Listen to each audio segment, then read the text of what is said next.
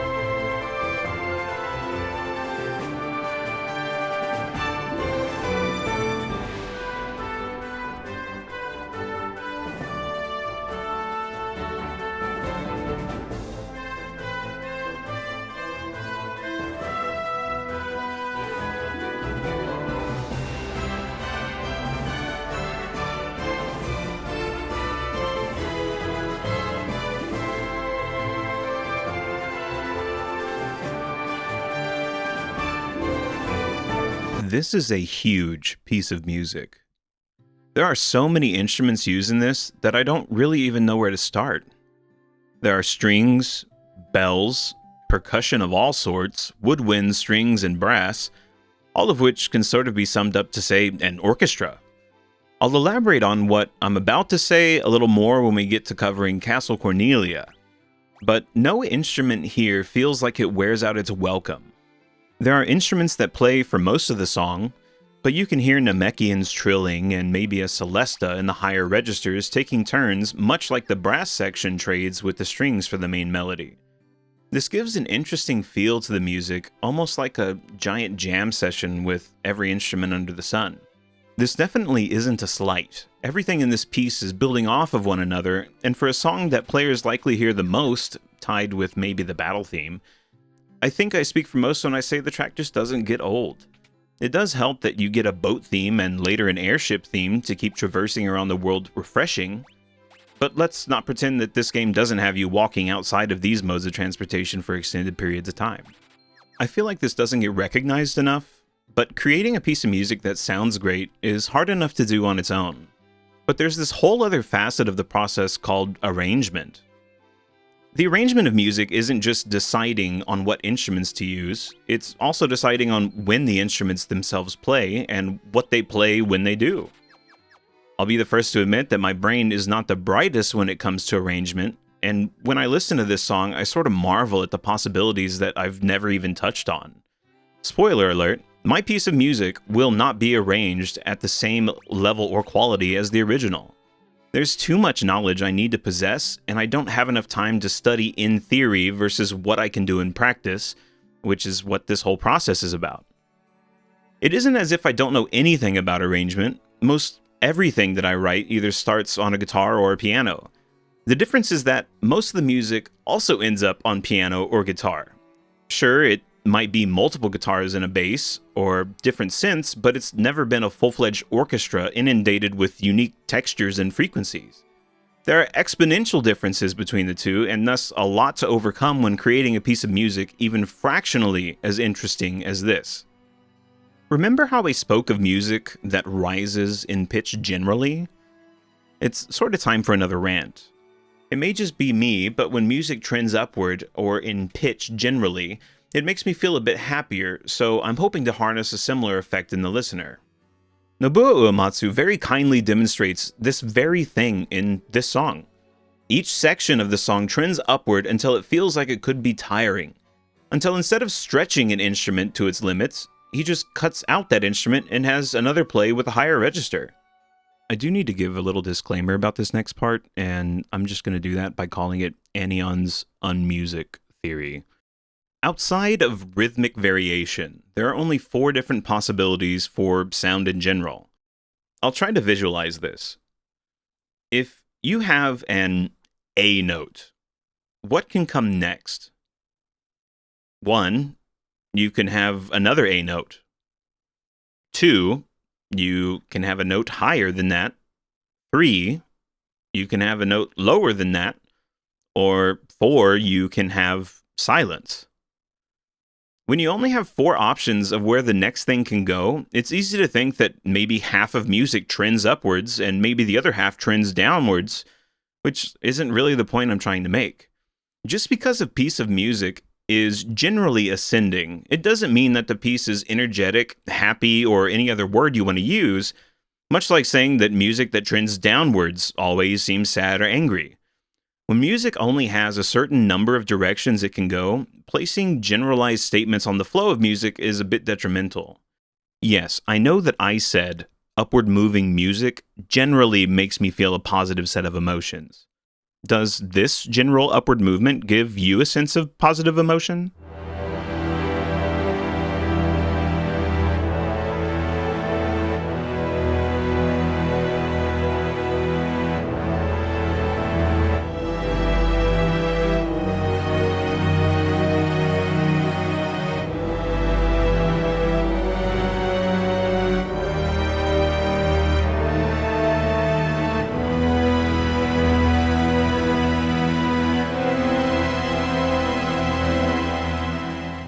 I think the point of what I'm trying to say is that most of this is just my subjective taste, and there are tons of variables that can change the feel of a song.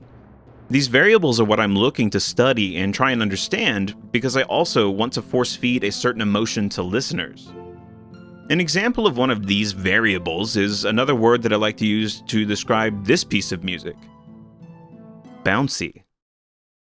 I've tried for a while to come up with ways to describe why I feel that way, and I think it has to do with the relationship that silence plays in music. When listening to this song, you're never truly greeted with silence across the piece, but only with certain instruments while another is taking over for it. But if you focus on the individual instruments, there's a ton of downtime. Using the most scuffed example I can think of a basketball. If you throw it as hard as you possibly can straight down, how much sound is it going to make? Honestly, probably not too much more than if you threw it down only half as hard. But what's happening to the ball? It moves up from the ground and then back down. This whole process is me trying to understand what a bounce means. The sound of a basketball bouncing isn't why I feel that this piece of music is bouncy. Seeing a ball rocket up from the ground doesn't exactly have a parallel because we can't see the sound waves coming out of speakers. Thus, if we can't see or hear this bounce, maybe this bounce is a feeling that can be applied when the difference between notes is great enough. Maybe the lowest note is the floor, and the highest note is perhaps the apex of the bounce. Then there's speed. Look at what happens when you take something bouncy and slow it down.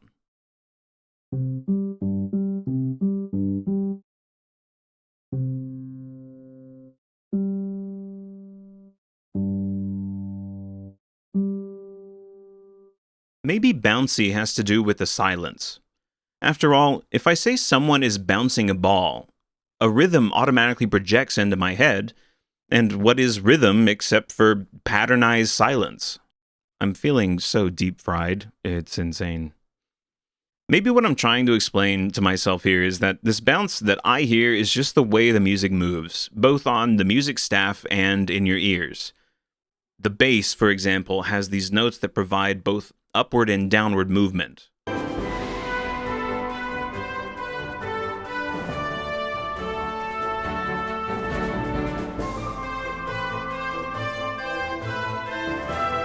All of this is to say that there are so many things that go into making a piece of music what it is.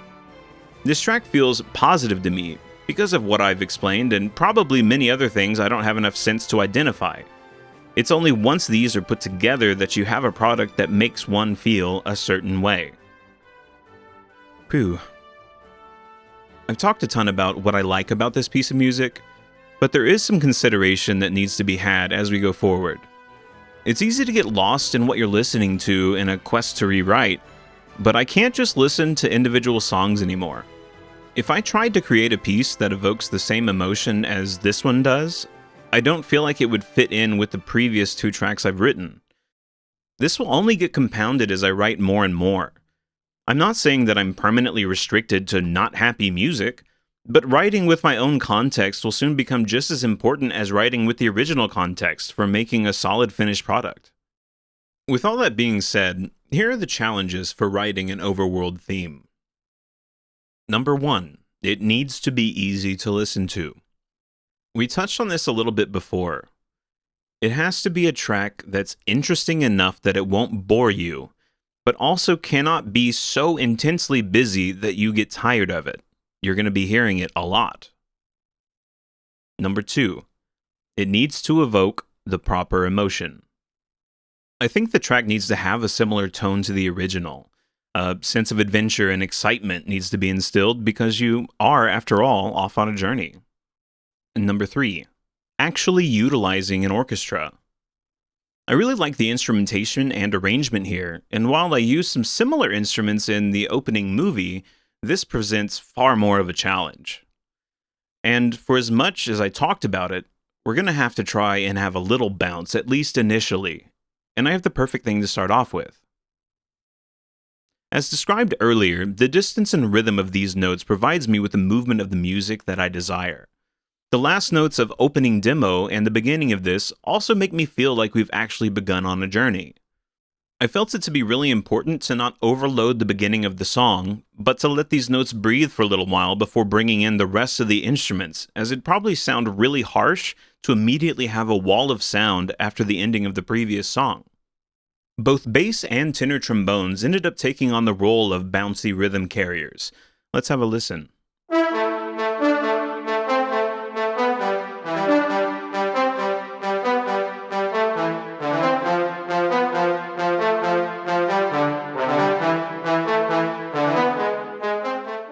This section has the important job of setting the stage for what's to come. The structure of the notes themselves bring the mood from hopefully somber to optimistic adventure, which now dictates what can be done with the other instruments. So where do we start on a melody? Well, there's a couple of instruments to choose from. There's flutes, Namekians, Squidwards, violins. So why not use all of them? The secret here is layers. When there are so many varying tones and textures, layering the instruments becomes a fun little puzzle. Now, when you have 16 instruments playing the exact same melody, it can begin to feel a little lacking or empty. Think of the original track. How would it sound if every instrument just played the same thing? I'm not really sure about terminology, and I may have already used layers in a way that could be better explained by another word, but what I'm going to call counter melodies can be constructed to help combat this. In theory, the end result ends up being that in most situations, isolating a pair of instruments will give a unique sound, such as this pair of violins.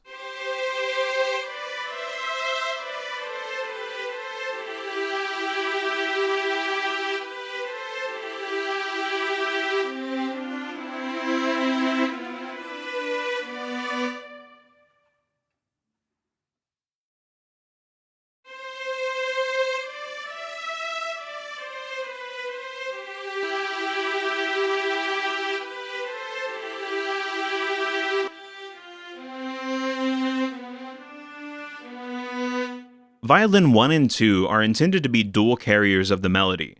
Instead of having violin 2 be a counter melody in its entirety, they both take turns switching between supporting and leading. Only playing one of these detracts from the other to a significant degree. This effect should carry over to any 2 instruments that I choose, such as flute and oboe.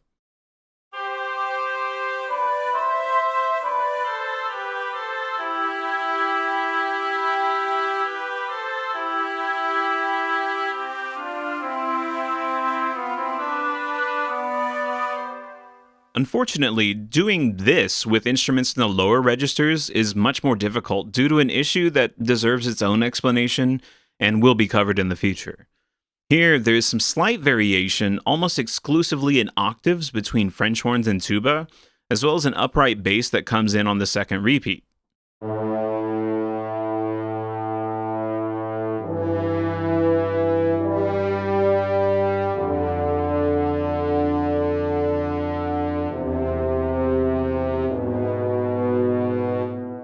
That does bring up structure a little bit.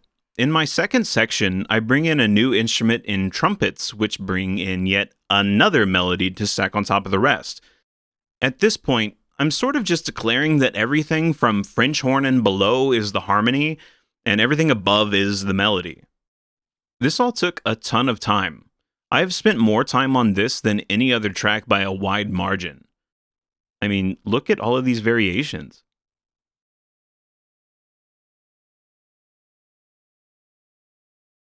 Anyway, enough talking. Here is my main theme.